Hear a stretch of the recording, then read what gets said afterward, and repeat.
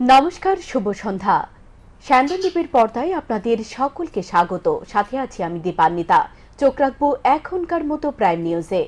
শুক্রবার 2024-25 অর্থবর্ষের জন্য 410.69 কোটি টাকা ঘাটতি বাজেট বিধানসভায় পেশ করলেন অর্থমন্ত্রী প্রণজিৎ সিংহ রায়।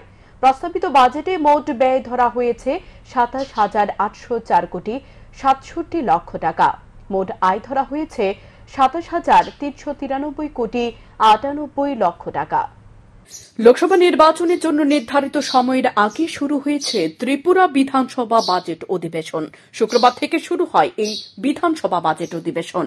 এদিন অধিবেশনের শুরুতে 2023-24 অর্থ বছরের জন্য অতিরিক্ত ব্যয় বরাদ্দের দাবি পেশ করেন অর্থমন্ত্রী প্রণজিৎ সিংহ রায়।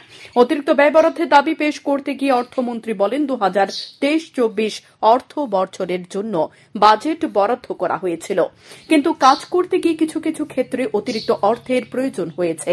প্রতি বছর এমনটাই হয়, তাই পরবর্তী সময় অতিরিক্ত ব্যয় বরাদ্দের দাবি পেশ করা হয়। অতিরিক্ত ব্যয় বরাদ্দের কারণ উল্লেখ করে অর্থমন্ত্রী 2023-24 অর্থ বছরের জন্য 1,632 কোটি 62 লক্ষ টাকা অতিরিক্ত ব্যয় বরাদ্দের দাবি পেশ করেন।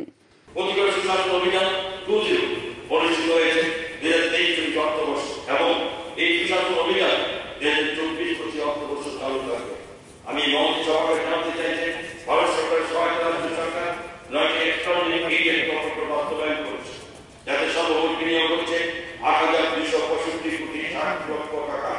আশা করা যায় এরকম বিভিন্ন বাহ্যিক সংস্থা হতে প্রাপ্ত বিনিয়োগ রাজ্যকে একটি দ্রুত অর্থনীতি সফল করে থাকবে। অর্থ 2024-25 অর্থবর্ষে সর্বমোট বাজেট বরাদ্দ ছিল 27,804 কোটি 67 লক্ষ টাকা।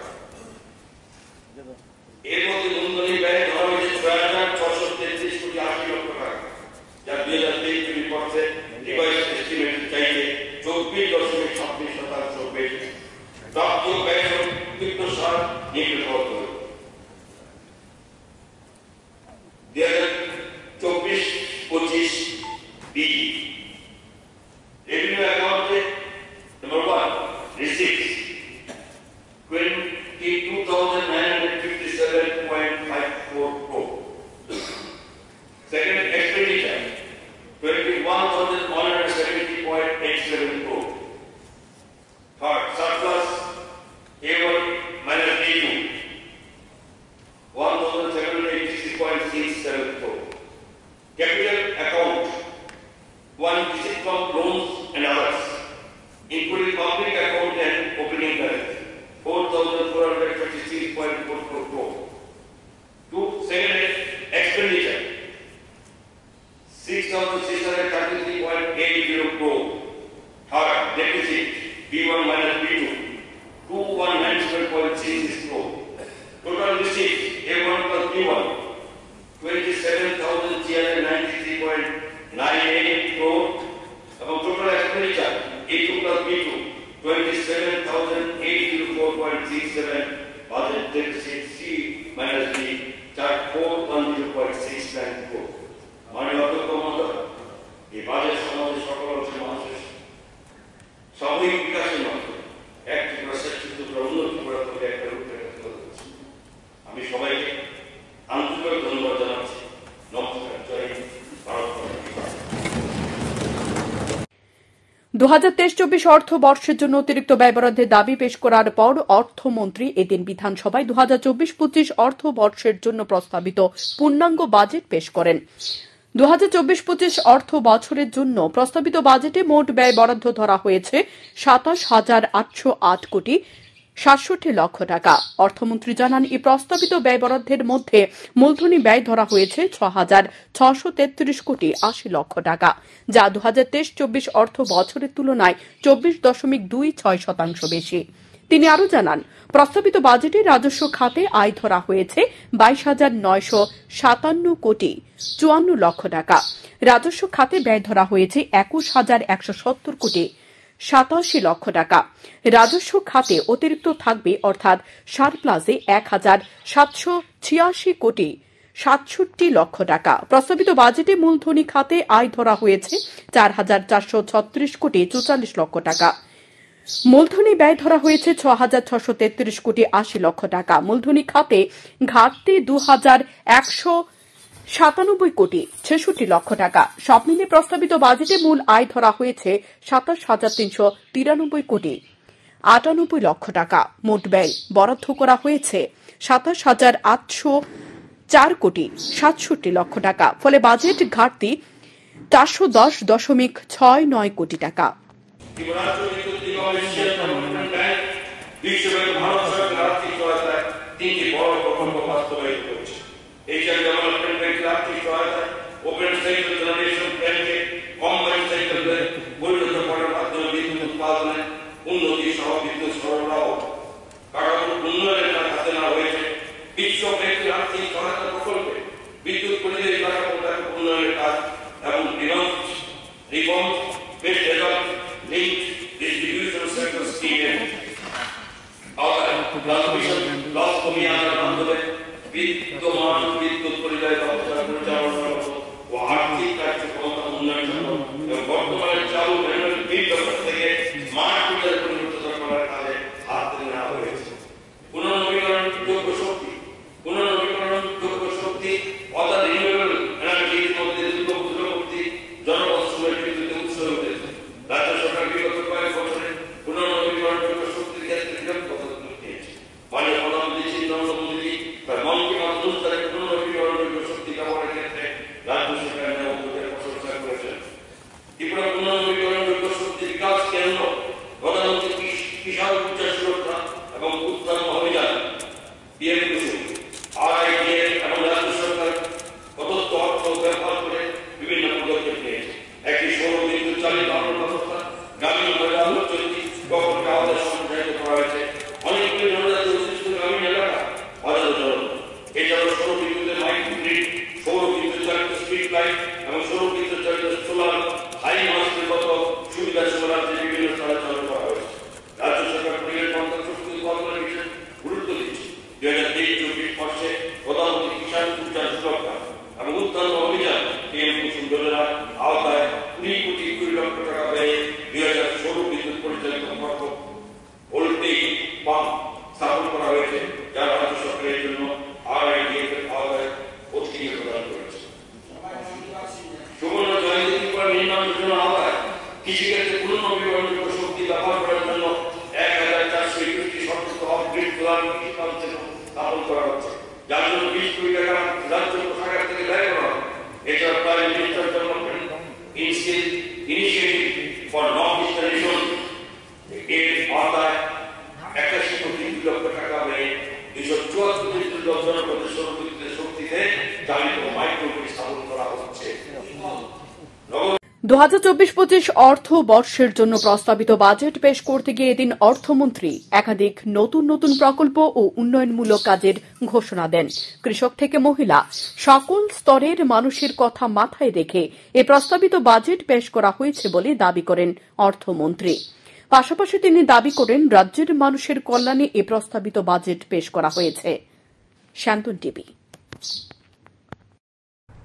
2024-25 অর্থ বর্ষের জন্য প্রস্তাবিত বাজেটে পরিকাঠামোগত উন্নয়ন করে দক্ষতা বৃদ্ধি করে স্থায়ী রোজগারের উপর গুরুত্ব দেওয়া হয়েছে। বিধানসভায় 2024-25 অর্থ বর্ষের জন্য প্রস্তাবিত বাজেট পেশ করার পর সাংবাদিক সম্মেলন করে এমনটাই জানান অর্থমন্ত্রী প্রণজিৎ সিংহ রায়। 2024-25 অর্থবর্ষের জন্য প্রস্তাবিত বাজেটের নিরিখে আশা করা হয়েছে জিএসডিপি প্রবৃদ্ধির হার 8.47% হতে পারে। রাজ্যের নিজস্ব কর 3,448 কোটি টাকা আদায় হতে পারে বলে অনুমান করা হয়েছে। নিজস্ব কর বহির্ভূত আয় ধরা হয়েছে 475 কোটি টাকা। মূলধনী ব্যয় ধরা হয়েছে 6,633 কোটি 80 লক্ষ টাকা।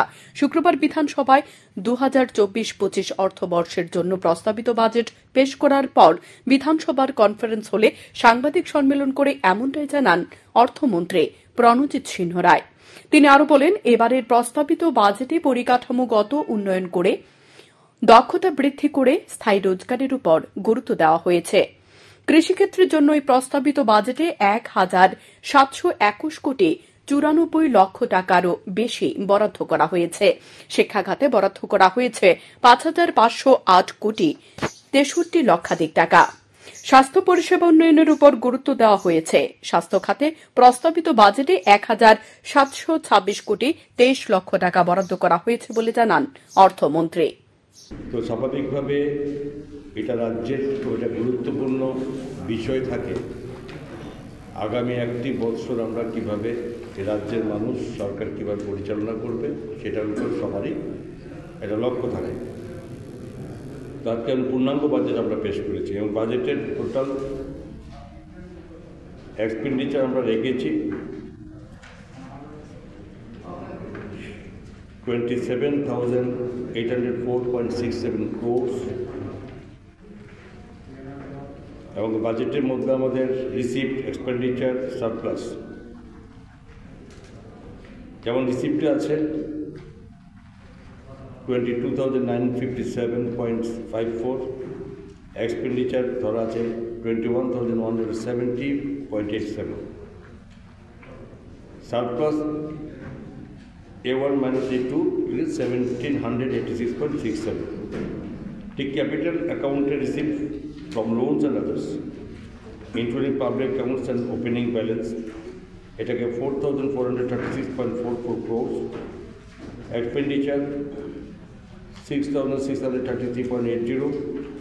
Deficit as a B1 minus B2 2,197.36 crores. Total receipt.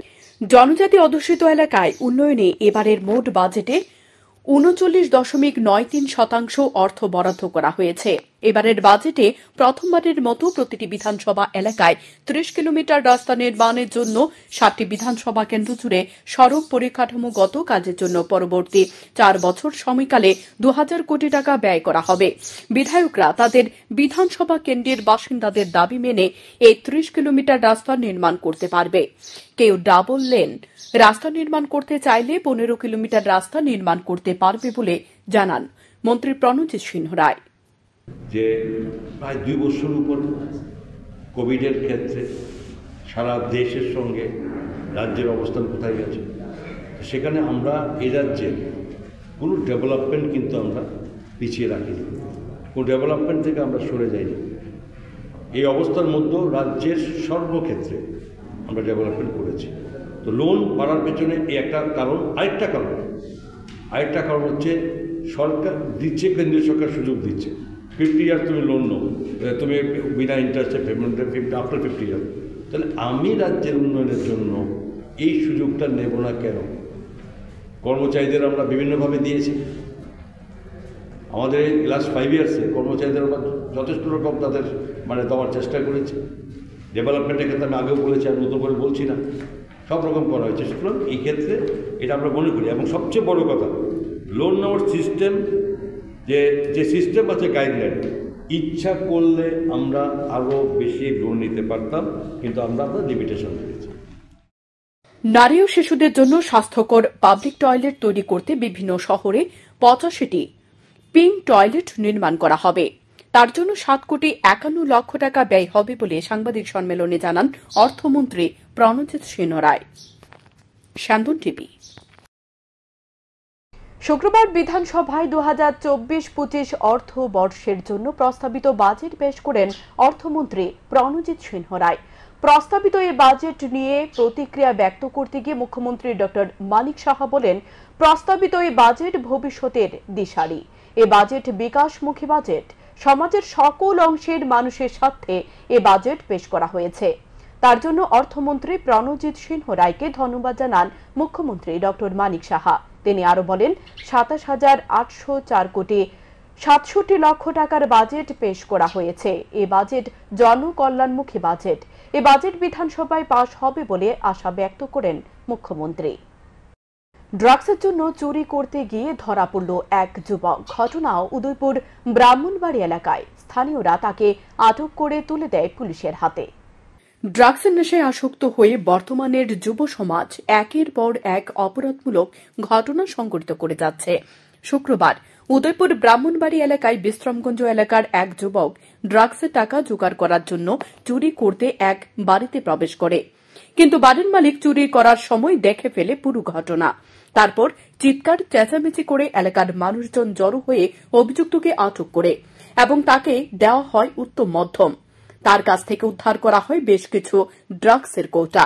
জানা যায় অভিযুক্তের বাড়ি বিশ্রামগঞ্জ এলাকায়। ড্রাগসের টাকা জোগাড় করার জন্যই চুরি করতে নেমেছিল ব্রহ্মা বাড়িতে, কিন্তু অভিযুক্ত সফল হয়নি। পরবর্তী সময় পুলিশ ঘটনার খবর পেয়ে অভিযুক্তকে গ্রেপ্তার করে নিয়ে যায় আরকেপুর থানায়। এখানে একজন চোর বান্ধা রাখছে বিষ্ণুপদ কর্মকার, আমরা জানাইছে থানাতে। তাই আমরা এখানে আসলাম, এসে দেখি একটা চোর তাইনের পাল্লার উপর বেঁধে রাখলো। তখন তাকে এখন কি থানায় নিয়ে যাচ্ছেন অভিযুক্তকে? তাকে থানায় নিয়ে যাচ্ছে। অভিযুক্তের বাড়ি কোথায়? ওর কাছে শুনলাম ওর বাড়ি বিশ্রামগঞ্জ। 4টা ট্যাবলেট পেয়েছি, তবে এগুলি এখনো এগুলি নিয়ে যাচ্ছি আমরা। তারপর থানায় গিয়ে তদন্ত করা হবে। শান্তন টিভি। ডিডব্লিউএস এর এসডিওর বদলির প্রতিবাদে ভারত মাতা কি জয় স্লোগান তুলে বিক্ষোভ দেখালো কতিপয় মহিলা পুরুষ। Dharmanagar office of the assistant ইঞ্জিনিয়ারের অফিসের সামনে হয় এই বিক্ষোভ প্রদর্শন। চাকুরিস্থলে যোগদান দিতে দেওয়া হল না নতুন এসডিওকে। শুক্রবার ধর্মনগরের নয়াপাড়াস্থিত ডিডব্লিউএস এর এসডিও সোহেল আহমেদের বদলির প্রতিবাদে অবরোধ করল এলাকাবাসীরা। তাদের বক্তব্য, এলাকায় দীর্ঘদিন ধরে তীব্র জলের সংকট ছিল। সোহেল আহমেদ দায়িত্ব পেয়ে আসার পর সেই সমস্যার সমাধান হয়। তিনি থাকলে তাদের জলের কারণে কোনো ধরনের সমস্যা থাকবে না বলে তাদের দাবি। কোনো অজ্ঞাত কারণে ওনাকে বদলি করে দেওয়ায় এলাকাবাসীদের মধ্যে ক্ষোভের সৃষ্টি হয়েছে। এলাকাবাসীর বক্তব্য, ষড়যন্ত্র করে বদলি করা হয়েছে বর্তমান এসডিও সোহেল আহমেদকে। এই বদলি তারা কোনোভাবেই মেনে নেবে না, কারণ দীর্ঘ 25 বছর যে সমস্যাগুলি সমাধান হয়নি সেগুলি তিনি আসার পর 20 থেকে 25 দিনের মধ্যে সমাধান হয়েছে। এই কথা বলে ভারত মাতা কি জয় স্লোগান করলেন আন্দোলনকারীরা। এমনকি নতুন এসডিও সুভাষ দেবনাথকে তারা কাজে যোগদান করতে দেয়নি। জলের ডেভেলপমেন্টের কথা অনেক বছর থেকে, সেই ডেভেলপমেন্টটা এরকমভাবে মানে আমাদের যেটা এক্সপেক্টেবল লেভেল আসলো সেই লেভেল পর্যন্ত হয় নাই। আজকে অনেকটা সমস্যা আছে, যেমন আমাদের এই অসিত সরণি, এরপরে আরও কিছু কাটল টিলা, ওইসব জায়গাতে বিগত 25 বছর মালাগার পাড়া, বিগত 25 বছর থেকে সেখানে কোনো ধরনের কোনো সুবন্দোবস্ত হয়নি। আগের আমাদের যেটা বলতে দুঃখ লাগছে যে আগের পিবিএস যিনি এসডিও ছিলেন উনি থাকা অবস্থায় ওই সময়টাতে ওইটা হয়নি। ঠিক আছে, উনি চলে গেছেন, ওনার সম্পর্কে আমরা বলছি না, কিন্তু এরপর যিনি এসেছেন এখানে এসডিও হয়ে, উনি এসে 20-25 দিনের মধ্যেই সেই 30 বছর থেকে রাখা সমস্যাগুলো পুরোপুরি সমস্যার সমাধান করে দিয়েছে। দেখার জন্য এখন যে উন্নয়নমুখী কাজ হচ্ছে, এখানে আমাদের মাননীয় অধ্যক্ষ সাহেব আছেন, ওনার কনস্টিটিউয়েন্সিতে শুধু উন্নয়ন আর উন্নয়ন হচ্ছে। জলের যে সমস্যাগুলো ছিল ওগুলো সব মিটিয়ে যাচ্ছে আস্তে আস্তে। এই 25 দিনের মধ্যে সেটা আমরা লক্ষ্য করেছি। এখন আমরা এর জন্য অত্যন্ত ইয়ের সাথে বলতে হচ্ছে যে আগরতলাতে কিছু চক্রান্তকারী আমরা আছেন যারা সিপিএম এর অনেক দিন থেকে পৃষ্ঠপোষক এবং দালালি করে আসছেন। রাজীব পাল মহোদয়, ওনার এইসব চক্রান্তের ইয়েতে আমরা ধিক্কার প্রতিবাদ জানাই, কারণ এখন যিনি আছেন আমরা ওনাকেই এখানে রাখতে চাই। আমাদের উন্নয়ন এবং ডেভেলপমেন্টের জন্য যতটুকু দরকার আমরা ওনার কাছ থেকে সেই ধরনের সাপোর্ট পাচ্ছি। সুতরাং যে আছেন উনিই থাকবেন। যারা সিপিএম এর দালালি করে বা ইয়ে করে আমরা তন্ত্রে বিশ্বাসী হয়ে ভাবছেন যে কলম দিয়ে ধর্মনগরের উন্নয়নকে আটকে দেবেন, সেটা আমরা হতে দেব না। আমাদের যেসব জনসাধারণ আছে, আমাদের অধ্যক্ষ পর্যন্ত আমাদের জনকল্যাণ নিয়ে সব কন্টিনিউ চিন্তা করতে থাকেন। সুতরাং আমরা সেই কল্যাণ বিরোধী কাউকে এখানে সাপোর্ট করব না। এই প্রতিরোধ তুলতে ধর্মনগর থানা থেকে পুলিশ ছুটে যায়। প্রশাসনিক আধিকারিকদের সাথে এই বিষয়ে আলোচনা করবেন বলে আশ্বাস দেওয়ার পর অবরোধকারীরা তাদের অবরোধ তুলে দেয় এবং অফিসের কাজকর্ম স্বাভাবিক হয়। তবে যতদূর জানা যায় আসন্ন নির্বাচনকে সামনে রেখে চলছে রদবদল। এতে কোনো ষড়যন্ত্রের গন্ধ বাতাস নেই। শান্তন টিভি। জগাই মাথায়ের তালিবালি, ত্রিপুরা কংগ্রেসের ডাব্বা খালি। এ স্লোগান তুলে রাজধানীর রবীন্দ্র শতবার্ষিকী ভবনের সামনে থেকে সদ্য কংগ্রেস ছেড়ে আসা নেতাকর্মীরা মিছিল করে শুক্রবার প্রদেশ বিজেপি কার্যালয়ে গেলেন যোগদান করার জন্য। এদিন ব্যানারের মধ্যে জগাই মাথায় বলে বিধায়ক সুদীপ রায় বর্মন এবং প্রদেশ কংগ্রেস সভাপতি আশিস কুমার সাহাকে কটাক্ষ করেছেন তারা। মিছিল উপস্থিত ছিলেন মাইনরিটি কংগ্রেসের প্রাক্তন চেয়ারম্যান জয়নুল হোসেন। তিনি সংবাদ মাধ্যমের কাছে দাবি করেন প্রায় 3 শতাধিক পরিবার নিয়ে তারা ভারতীয় জনতা পার্টিতে যোগদান করতে যাচ্ছে। গত বিধানসভা নির্বাচনের পর কংগ্রেসের নোংরামি দেখে তাদের মধ্যে ঘৃণা এসে গেছে। সর্বভারতীয় কংগ্রেস নেতৃত্ব রাজ্যের সরকারি হোটেলে খালি ব্যাগ নিয়ে এসে ভর্তি ব্যাগ করে গেছে এবং এসবের মূলে রয়েছেন জগাই মাথাই। তাই তারা সিদ্ধান্ত নিয়েছে এই জগাই মাথাইয়ের নেতৃত্বে দলের হয়ে কাজ করবে না। তাদের পাতিল কালো হয় না, এগুলো তারা দেখে অভ্যস্ত। তাই তারা কংগ্রেস থেকে তিক্ত অভিজ্ঞতা নিয়ে ভারতীয় জনতা পার্টিতে যোগদান করতে চলেছে বলে জানান। প্রতি আমরা একদম ঘৃণে এসে গেছে। গত বিধানসভা থেকে এদের যে এইসব নোংরামি দেখে আমরা আর কংগ্রেস করতে ইচ্ছুক না। কারণ গত বিধানসভা আমরা দেখেছি, স্বচক্ষে দেখেছি রাজধানী হোটেলে এইসব যে বিভিন্ন সেন্ট্রাল থেকে আগত যারা ইনচার্জগুলা, তারা বাণিজ্য করতে এসছে এবং খালি ব্যাগ নিয়ে এসছে এবং ভর্তি ব্যাগ নিয়ে চলে গেছে এবং যা ধরনের কাণ্ড দেখেছি, টিকিট বিক্রি হয়েছে, সব কিছু হচ্ছে। তারপরে এসছে আবার দায়িত্বে জগাই মাদাই। তো জগাই মাদার নেতৃত্বে তো আমরা কাজ করব না, কারণ তারা তো যখন যেমন তখন তেমন, তাদের পাতিল কালো হয় না। বন্ধুর নাম প্রদীপ, উনি তো এই জন্য। শুক্রবার প্রদেশ বিজেপির কার্যালয়ে প্রদেশ বিজেপি সভাপতি রাজীব ভট্টাচার্যের হাত ধরে বহু ভোটার কংগ্রেস ছেড়ে বিজেপিতে যোগদান করেন। যোগদানকারীদের হাতে দলীয় পতাকা তুলে দিয়ে দলে স্বাগত জানান প্রদেশ বিজেপি সভাপতি। পরবর্তী সময় প্রদেশ বিজেপি সভাপতি জানান, ভারতের জনতা পার্টি লোকসভা নির্বাচনের জন্য প্রস্তুত। দলের বুথ স্তর থেকে পৃষ্ঠাপ্রমুখ পর্যন্ত সকলে ইতিমধ্যে নির্বাচন লড়তে প্রস্তুত। কংগ্রেস এবং সিপিআইএম এর সমালোচনা করে তিনি বলেন, যারা এতদিন বিরোধী রাজনৈতিক দলে ছিল তারা এখন বুঝতে পেরেছে কংগ্রেসের বিকল্প সিপিআইএম হতে পারে না, কংগ্রেসের বিকল্প ভারতীয় জনতা পার্টি। আসন্ন লোকসভা নির্বাচনে কংগ্রেসের হয়ে লড়াই করার জন্য কোনো কার্যকর্তা থাকবে না বলে জানান প্রদেশ বিজেপি সভাপতি। কারণ সমস্ত কার্যকর্তা ও কর্মী সমর্থক কংগ্রেস ছেড়ে ভারতীয় জনতা পার্টিতে যোগদান করেছে।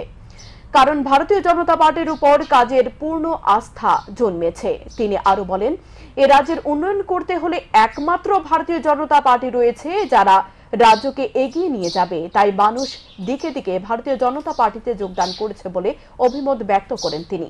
দলীয় সূত্রে দাবি 177 পরিবার কংগ্রেস ছেড়ে বিজেপিতে যোগদান করেছে। অধিকাংশ কংগ্রেস কর্মীরা, সমর্থক এবং লিডাররা আজকে আমাদের ভারতীয় জনতা পার্টিতে যোগদান করছেন।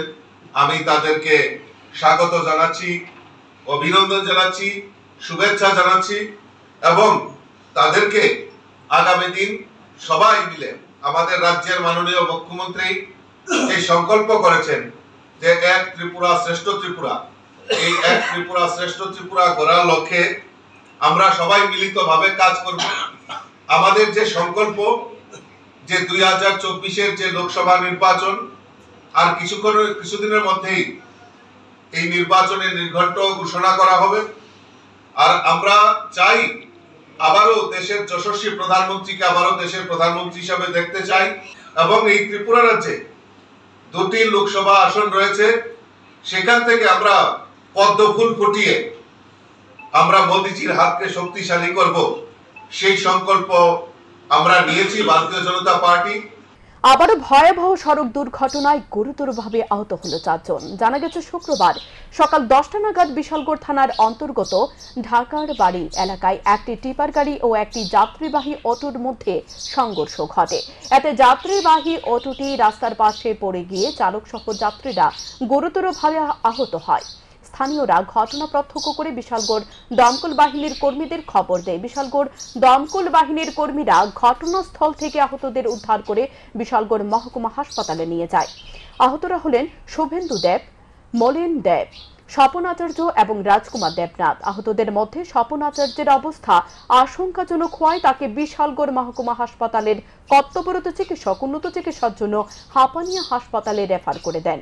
এদিকে যান দুর্ঘটনার খবর পেয়ে বিশালগড় থানার পুলিশ ঘটনাস্থলে ছুটে গিয়ে দুর্ঘটনাগ্রস্ত অটো এবং ট্রিপার গাড়িকে থানায় নিয়ে আসে। বিশালগড় মহকুমা হাসপাতালের কর্তব্যরত চিকিৎসক জানান, আহতদের মধ্যে স্বপন আচার্য নামে একজনকে আশঙ্কাজনক অবস্থায় হাপানিয়া হাসপাতালে রেফার করে দেওয়া হয়েছে উন্নত চিকিৎসার জন্য। একটা টিপার গাড়ি 4 জন লোককে ধাক্কা দিয়েছে। তাদের নাম হলো শিবন্ত দেব, মলিন দেব, স্বপন আচার্য, রাজকুমার দেবনাথ। তাদের মধ্যে একজন সিএস স্বপন আচার্য, তাকে হাঁপানিয়া হসপিটাল পাঠানো হয়েছে। টোটাল কজন আছে ফায়ার সার্ভিস? ফায়ার সার্ভিস তো নিয়ে আসে, তারাই নিয়ে এসছে। এমনি আইছে তারা লোকাল আইছে? কতজন আইছে টোটাল? 4 জন। জিবি আফানিয়া রেফার করছে? একজনকে রেফার করা হয়েছে। কোথায়? আফানিয়া। আমরা আইতাছি স্টার্টিং এর ভিতরে ফরেন দিতে, ঠিক আছে, ফরেন দিতে আছে, গাড়ি স্পিড আছে। আমি স্টার্টিংটা ঘুরে না গাড়িটা দেখতাম, গাড়িটা দেখি আমার সামনে। আমি কি গাড়িটা বাড়ি হওয়া মনে। আপনি কোথায় আইতে আসলেন? সুনামগঞ্জ যেতে কোথায় আসছেন? আচ্ছা, আর ওই টিপারটা সুনামগঞ্জের দিকে যাইতেছে নাকি? হ্যাঁ, তার কি করছে? সুজা স্টার্টিং তো আমি স্টার্টিংটা ঘুরে না হেড দেখতাম, হেড ঘুরে দিই আমার সামনে। আমি বাম দিকে সবাই দিকে। আপনার গাড়িতে কজন আসলো? কজন আসলো গাড়িতে? আমার 5 জন আছে। কজন আহত হয়েছে? মোটামুটি 5 জন, মানে আট পয়সা। শুক্রবার খোয়াই মণ্ডল কমিটির উদ্যোগে ভারতীয় জনতা পার্টির পৃষ্ঠা প্রমুখ সম্মেলন অনুষ্ঠিত হয়। এদিন দুপুর 12টা নাগাদ খোয়াই নতুন টাউন হলে খোয়াই বিধানসভা কেন্দ্রের 52টি বুথের 1040 জন দায়িত্বপ্রাপ্ত পৃষ্ঠা প্রমুখকে নিয়ে শুরু হয় সম্মেলনের কাজ। প্রথমে ভারত মাতার প্রতিকৃতিতে পুষ্পার্ঘ্য অর্পণ করে অনুষ্ঠানের শুভ সূচনা হয়। পৃষ্ঠা প্রমুখ সম্মেলনে উপস্থিত ছিলেন দলের প্রদেশ কমিটির সহ সভাপতি সুবল ভৌমিক, খোয়াই জেলা দায়িত্বপ্রাপ্ত পৃষ্ঠা প্রমুখ অর্ডিনেটর রূপম দত্ত, রাজ্য নেতৃত্ব সুভাষ সরকার, বিজেপি জেলা সাধারণ সম্পাদক সমীর কুমার দাস, খোয়াই মণ্ডল সভাপতি সুব্রত মজুমদার। এদিন মণ্ডলের সভাপতি রাজ্য নেতৃত্বের হাতে বিধানসভা এলাকার পৃষ্ঠা প্রমুখ রেজিস্ট্রেশন নবীকরণ ফর্ম তুলে দেন। বক্তব্য রাখতে গিয়ে প্রদেশ কমিটির সহ সভাপতি সুবল ভৌমিক বলেন, দেশের সামগ্রিক উন্নয়নের গতি অব্যাহত রাখতে ভারতীয় জনতা পার্টির নেতৃত্বাধীন কেন্দ্রীয় সরকারকে পুনঃপ্রতিষ্ঠা করতে এই সম্মেলন থেকে আরও বলিষ্ঠভাবে প্রস্তুতি নিতে হবে পৃষ্ঠা প্রমুখদের। মণ্ডল আয়োজিত পৃষ্ঠা প্রমুখ সম্মেলনে তিনি আরও বলেন, প্রধানমন্ত্রী নরেন্দ্র মোদী হলেন একজন গৌরবময় ব্যক্তিত্ব। তিনি দেশের উন্নয়নে নেতৃত্ব দিয়েছেন। কিন্তু একটা সমস্যাটা হলো এই পরিচয়পত্রগুলো যাদের কাছে রয়ে গেছে তারা অধিকাংশ এখন আর পৃষ্ঠপ্রমুখ নয়। অনেকে আবার গত বিধানসভা নির্বাচনে দ্রুত কমিউনিস্ট পার্টির প্রচারে বিভ্রান্ত হয়ে কংগ্রেস কমিউনিস্ট মিলে মিলিতভাবে সরকারে চলে আসতেই পারে এমন একটা পরিবেশ সৃষ্টি করে কিছু কিছু পৃষ্ঠাপ্রমুখ তখন ওই অন্যান্য দলে সামিল হয়েছে, কিন্তু তাদের কাছে পৃষ্ঠাপ্রমুখ কার্ডটা রয়ে গেছে, পরিচয়পত্রটা রয়ে গেছে। যদিও খোয়াই তারা পরিচয়পত্রটা ব্যবহার করে না, কিন্তু যখনই তারা অন্যান্য জায়গায় আগরতলায় গিয়ে বা বিভিন্ন দপ্তরে গিয়ে আধিকারিকদের সামনে সেই পরিচয়পত্রটা তুলে ধরে বলে, আমি 2017 ভারতীয় জনতা পার্টির কার্যকর্তা, এই দেখুন আমি পৃষ্ঠাপ্রমুখ। তো স্বাভাবিক কারণে যেহেতু শাসক দল আধিকারিকরা দপ্তরের আধিকারিক মনে করেন 2017 পুরনো উনি কার্যকর্তা বিজেপি, ওনাকে সমীহ করে এইভাবে পৃষ্ঠাপ্রমুখ কার্ডটা এখনো বহাল থাকাতে কিছু কিছু সমস্যা আমরা সম্মুখীন হচ্ছি। বর্তমানে মহিলাদের উপর ক্রমাগত নির্যাতন চলছে। এর মধ্যে কানপুরে 2 নাবালিকার উপর যে ধরনের বর্বরোচিত ঘটনা সংঘটিত হয়েছে এর বিরোধিতা করে ত্রিপুরা প্রদেশ মহিলা কংগ্রেসের উদ্যোগে এক কর্মসূচির আয়োজন করা হয় শুক্রবার। প্রদেশ কংগ্রেস ভবনে আয়োজিত কর্মসূচিতে উপস্থিত ছিলেন প্রদেশ মহিলা কংগ্রেস সভানেত্রী সর্বাণী ঘোষ। তিনি বলেন, সারা দেশের মহিলাদের উপর এ ধরনের আক্রমণ চলেছে। এর প্রতিবাদ জানান মহিলা কংগ্রেস। গত বুধবার উত্তরপ্রদেশের কানপুর ডিস্ট্রিক্টের 2 জন নাবালিকা রেপ এবং তাদের প্রথম ভিডিও বানিয়ে ব্ল্যাকমেল করা হয় এবং ওরা তারপর নিজেদের লজ্জা ঢাকতে না পেরে আত্মহত্যা করে এবং এটা নিয়ে যদিও যারা করেছে এটা অ্যারেস্ট হয়েছে। আমরা আজকে ভারতবর্ষের নারীরা কোথায় গিয়ে দাঁড়িয়েছি সেটাই এখন সবচেয়ে বড় প্রশ্ন হয়ে দাঁড়িয়েছে। যারা সবসময় ভারত মাতার জয় বলে সেই ভারত মাতার জয় যারা বলছে তাদের আমলেই, এবং আমরা মা বোনরা সবচেয়ে ভয়ানক অবস্থার মধ্যে দিয়ে যাচ্ছি। সেই তুলনায় নারীদের উপর যে ঘটনা ঘটেছে এটার কোনো তদন্ত পর্যন্ত করেনি, এবং পুলিশ প্রশাসনও তার সঙ্গে তাল মিলিয়ে চলছে। তাই আজকে আমরা তার প্রতিবাদ স্বরূপ সমস্ত নারীদের বলবো যে এই প্রতিবাদে সামিল হতে এবং সমস্ত নারীদের সম্ভ্রম রক্ষায় দলমত নির্বিশেষে সবাইকে এগিয়ে আসতে হবে। বৃহস্পতিবার রাতে রাজনগরের পিয়ারবাড়ি থানার পুলিশ অভিযান চালিয়ে বিপুল পরিমাণ নেশাজাতীয় কফ সিরাপ উদ্ধার করতে সক্ষম হয়। পাশাপাশি এক নেশা কারবারিকে গ্রেপ্তার করে পুলিশ। ধৃত নেশা কারবারির নাম রামেশ্বর দেবনাথ, বাড়ি উত্তর শ্রীরামপুরের নোয়াবাদ এলাকায়। পিয়ারবাড়ি থানার ওসি জানান, গোপন সংবাদের ভিত্তিতে রাজনগর আরডি ব্লকের অন্তর্গত উত্তর শ্রীরামপুরের নোয়াবাদ এলাকার বাসিন্দা রামেশ্বর দেবনাথের বাড়িতে অভিযান চালানো হয়। দীর্ঘ 1 ঘন্টার উপর বাড়িতে তল্লাশি চালানোর পর বাড়ির বিভিন্ন স্থান থেকে 100 বোতল ফেন্সিডিল এবং 125 বোতল বিভিন্ন ব্র্যান্ডের বিলিতি মদ উদ্ধার হয়। নেশা সামগ্রী উদ্ধারের পাশাপাশি বাড়ির মালিক রামেশ্বর দেবনাথকে গ্রেপ্তার করা হয়েছে। পুলিশ এনডিপিএস অ্যাক্টে ধৃত যুবকের বিরুদ্ধে মামলা রুজু করেছে। শুক্রবার দুপুরে বিলোনিয়া আদালতে রামেশ্বর দেবনাথকে সোপর্দ করে পুলিশ। আজ পিয়ারবাড়ি থানা উত্তর শ্রীরামপুর নোয়াবাদ গ্রামে রামেশ্বর দেবনাথের বাড়িতে আমরা রেড করি। ওনার বাড়ি থেকে 100 বোতল ফেন্সিডিল, বিভিন্ন জাতীয় বিলিতি মদ 125 বোতল সিজ করি এবং রামেশ্বর দেবনাথকে আমরা অ্যারেস্ট করি। এর বিরুদ্ধে আমরা একটি মামলা নিয়েছি, মামলা তদন্ত করছি এবং ওনার সাথে এই ব্যবসায় আর কে কে জড়িত আছে আমরা এগুলো তদন্তের মাধ্যমে বের করব এবং ওনাদের বিরুদ্ধে আইনগত ব্যবস্থা নেব।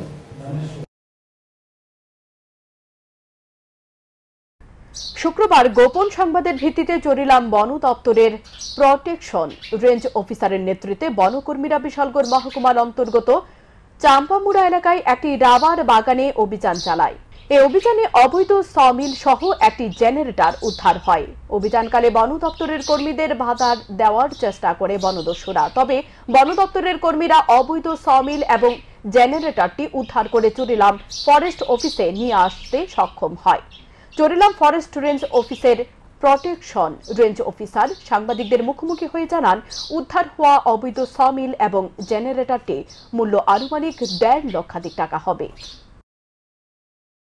আমরা একটা রিলায়েবল সোর্স থেকে খবর পেলাম যে চাম্পামুড়া রাবার বাগানের ভিতরে একটা জেনারেটর একটা মিল এটা করে আছে। আমরা যথারীতি ওই জায়গায় যাই, যে 1/2 ঘন্টা সার্চ করার পর মিলটা এবং জেনারেটরটা আমরা পাইছি আর কি দেখতে পেলাম। দেখে সেটা এটা আমরা উদ্ধার করে আনলাম। এমনিতে আমরা কিছু মানে গ্যাদারিং হয়েছিল, তো গ্যাদারিং হচ্ছে আমরা এইভাবে মানে মিলটা গাড়ি তুলে সেটা আমরা অফিসে বসে। তার সঙ্গে কোনো কাঠ টাট বা কোনো থেকে কিছু না, মিল স্পট না, এটা রাবার বাগানের মাঝখানে একটা জায়গার মধ্যে আর কি ইলিগেল জায়গাতে। হ্যাঁ, আচ্ছা, এটার মূল্য কত বাজার মূল্য? মিল জেনারেটর দুইটার মূল্য কম করে 1.5 লাখ। স্বামীর নির্যাতন সহ্য করতে না পেরে অবশেষে ঘরের 4 বছরের শিশু সন্তানকে রেখে আত্মহত্যার পথ বেছে নিল এক তরুণী গৃহবধূ। জানা গেছে, বিশালগড় থানার অন্তর্গত নদীলাখ এলাকায় আবু কালাম তার স্ত্রী শিল্পী আক্তারের উপর প্রায়ই শারীরিক ও মানসিক নির্যাতন করত। স্বামীর নির্যাতন সহ্য করতে না পেরে শুক্রবার দুপুর 2টা নাগাদ নিজ ঘরে ফাঁসিতে আত্মহত্যা করেন তরুণী গৃহবধূ বলে অভিযোগ। ঘটনার পর গৃহবধূকে ঝুলন্ত অবস্থা থেকে নামিয়ে বিশালগড় মহকুমা হাসপাতালে নিয়ে আসে স্থানীয়রা। তার অবস্থা আশঙ্কাজনক হওয়ায় হাসপাতালের কর্তব্যরত চিকিৎসক তাকে হাপানিয়া মেডিকেল কলেজ হাসপাতালে রেফার করে। হাপানিয়া হাসপাতালে নিয়ে আসলে চিকিৎসকরা সমস্ত পরীক্ষা নিরীক্ষার পর গৃহবধূ শিল্পী আক্তারকে মৃত বলে ঘোষণা করেন। গৃহবধূ বাবার বাড়ির লোকজনদের অভিযোগ, শিল্পী আক্তারের উপর স্বামী নির্যাতনের ফলে আত্মহত্যার পথ বেছে নিয়েছে সে। অন্যদিকে 4 বছরের ছোট্ট শিশু সন্তান আজ থেকে মা হারা হলো। এই ঘটনায় গোটা এলাকা জুড়ে তীব্র চাঞ্চল্য ছড়িয়ে পড়েছে। অভিযুক্ত স্বামীর বিরুদ্ধে স্থানীয় থানায় একটি অভিযোগ জানানো হয়েছে বলে জানায় মৃত গৃহবধূর বাপের বাড়ির লোকজনের পক্ষ থেকে। বাড়ির থেকে ফোন দেওয়ানোর পরে কইছে এমনি আমার বোন শিল্পী একটা মারা গেছে, ফাঁসি দিছে কনে। আমি কইছি কই আছে, কইছে হসপিটাল আছে আফানিয়া আমি গেছি, গিয়ে দিই মারা গেছে। তো প্রায় সময় ও আমার বোন বিয়া হওয়ার পরে প্রায় সময় আমরা অনেক কিছু ওরে দিয়া, প্রায় অনেক সময় টাকা পয়সা সব কিছু দিয়া ওরে করতাম, চালাইতাম। প্রায় সময় আমার বোনে আমার কাছে নিরাল বলতো যে মাঝে মাঝে গলা চিপা দিয়ে ধরতো, মাইরা লাগবো, মাইরা ফালাই দিব, এরকম করতো। কিন্তু আমরা আমার বোনে এই কথাটা জিজ্ঞাসা করার লাগি তারা নিষেধ করতো যে অশান্তি হইব জিজ্ঞাসা করলে পরে, কিন্তু আমরা এটা জিজ্ঞাসা করিনি। আজকে দেখা গেছে যে আমার বোন ফাঁসি দিয়ে মারা গেছে। আপনার বোনের নাম কি? এখনকার মতো সংবাদ এ পর্যন্তই। চোখ রাখুন স্যান্দন টিভির পর্দায়।